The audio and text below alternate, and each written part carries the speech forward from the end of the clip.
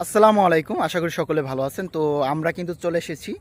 তো আমার সাথে আছে আমার বন্ধু আম্মার বীর কাশেম। তো আমরা চলে এসেছি যমুনা নদীর তীরে। তো আমরা যখনই সময় পাই বা আমাদের যখনই মন খারাপ থাকে তখনই কিন্তু আমরা চলে আসি যমুনা নদীর তীরে। আসলেই যমুনা নদীতে আমরা যখনই আসি তখনই কিন্তু আমাদের মন ভালো হয়ে যায়। কারণ এখানে আসলে আলাদা একটা প্রশান্তি কাজ করে, ভালো লাগা কাজ করে। এর জন্যই কিন্তু আসা। তো আপনাদেরকে বলব যাদের মন খারাপ আছে বা দেখছি অনেক কষ্টে আছেন, বাট তারা কিন্তু নদী এসে ঘুরতে যেতে পারেন। হতে পারে সেটা পদ্মা নদী, মেঘনা নদী, যমুনা নদী, যে কোনো নদী। আসলে আমাদের দেশটা হচ্ছে নদীমাতৃক দেশ, বাংলাদেশ। আসলে বাংলাদেশে অনেক নদী।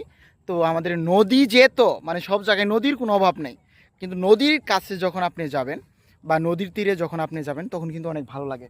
তো বন্ধু, তোমার কেমন লাগতেছে? খুবই ভালো লাগছে। আমরা দাহিনিস। মাঝে মধ্যে ঘুরতে আসি এই জায়গায়, আপনারাও আসবেন।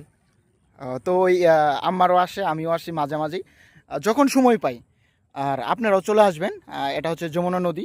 আসলে যমুনা জল দেখতে কালো, স্নান করিতে লাগে ভালো, একটা গান বন্ধু শুনছিলা তুমি? হুম, আসলে যমুনা নদীর পানি কিন্তু কালো, হুম, কিন্তু বাট ভালো।